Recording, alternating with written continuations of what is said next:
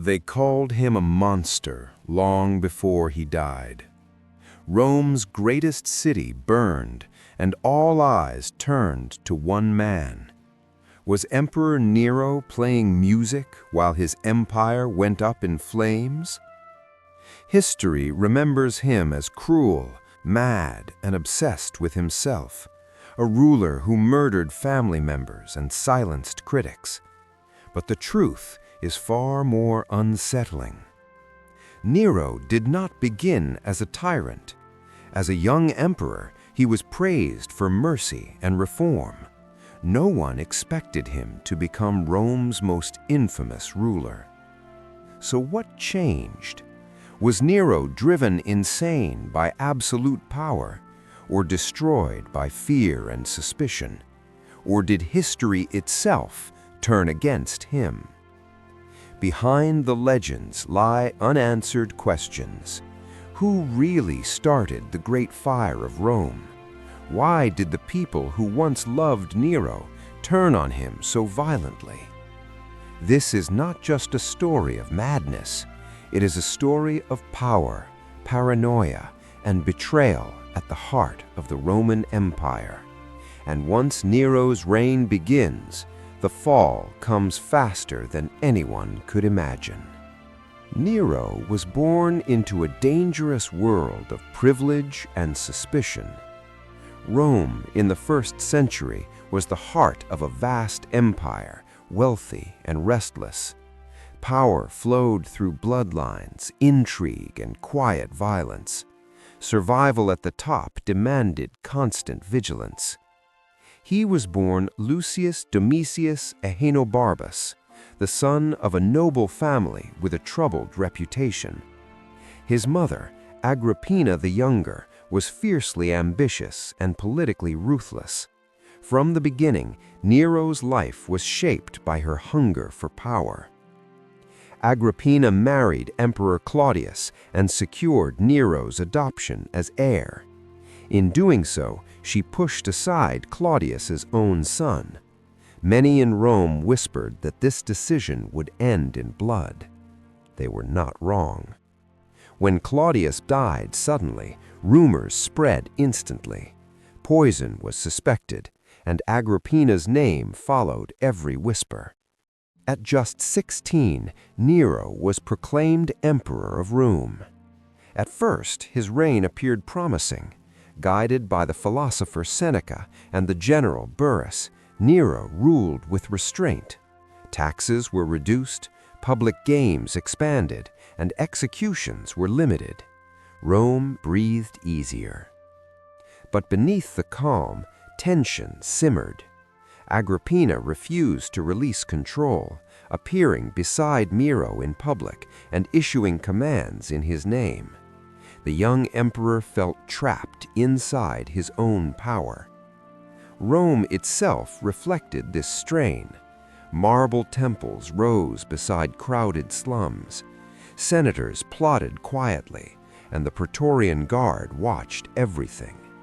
Trust was a luxury no ruler could afford. As Nero searched for freedom, cracks began to form.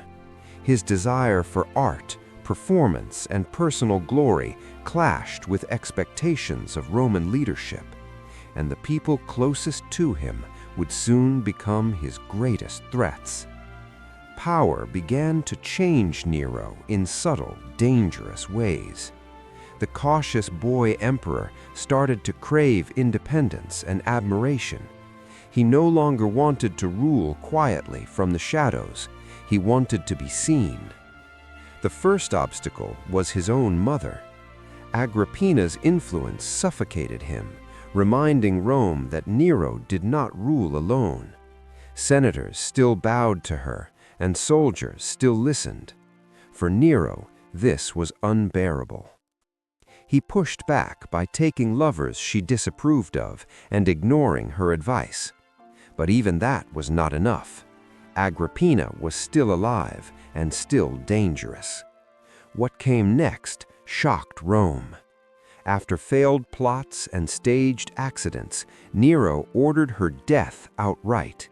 When Agrippina realized the truth, She is said to have offered her body, crying, "Strike my womb."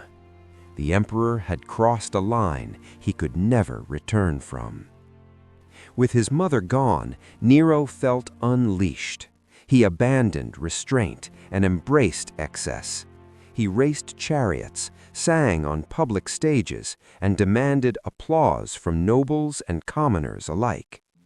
Rome watched in disbelief. An emperor was meant to command armies, not perform like an actor. But Nero didn't care. He believed art made him immortal. Meanwhile, fear returned to politics. Executions increased, accusations multiplied, and informants thrived. Anyone could be an enemy. Loyalty became a matter of survival. Then came the night that would define his reign forever. A fire broke out in Rome, small at first, but soon flames swallowed streets, temples, and entire districts. As the city burned, one question spread faster than the fire itself. Was Nero watching, or was he responsible? The Great Fire of Rome did not just destroy buildings, it shattered trust. For 6 days and nights, flames raged through the city, turning homes into ash and people into refugees. Rumors spread almost immediately. Some claimed Nero watched the fire from his palace, singing as Rome burned. Others said his men blocked citizens from stopping the flames.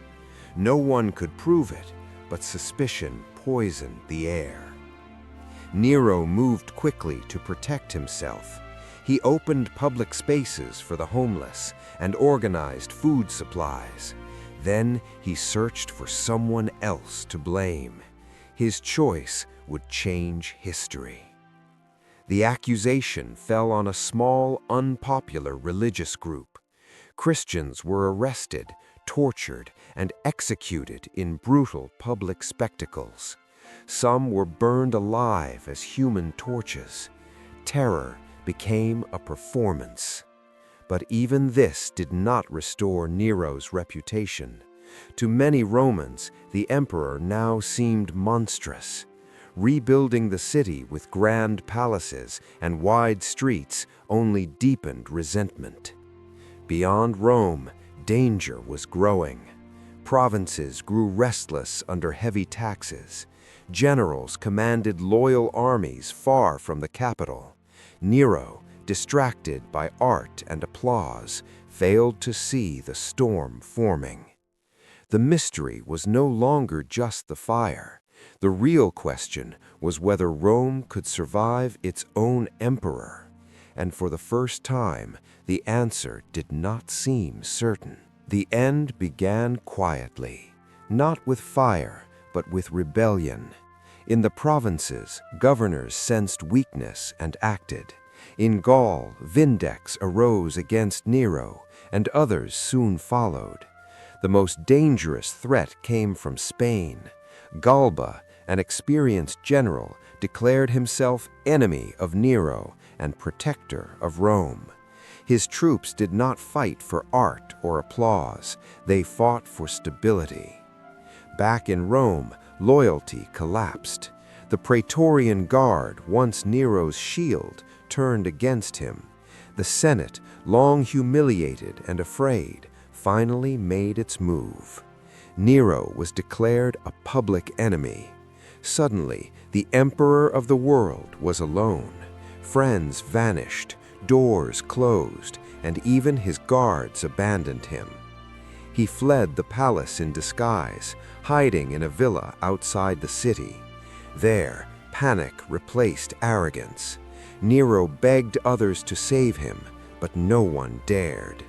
When soldiers approached, Nero faced the unthinkable.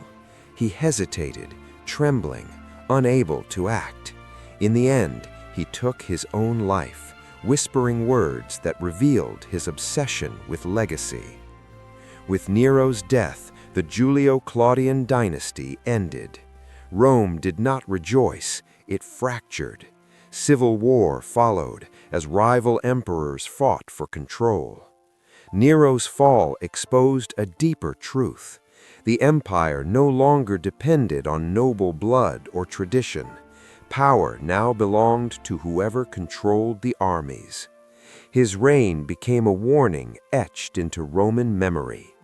Talent without discipline, power without restraint, and ego without responsibility can destroy even the mightiest throne. Nero died believing history would mourn him.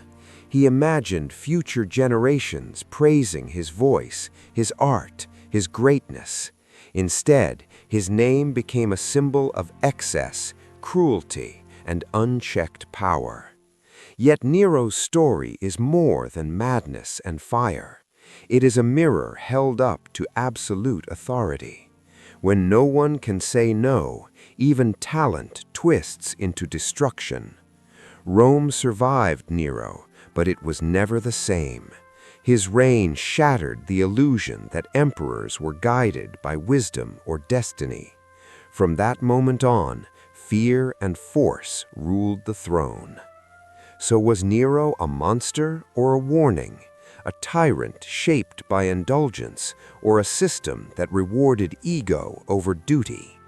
History leaves the question open, and the answer unsettles us still. Because Nero reminds us of a dangerous truth. The fall of an empire often begins with the rise of one man's unchecked ambition. If you enjoyed this journey through history, don't forget to subscribe to History Hub for more cinematic stories that bring the past to life.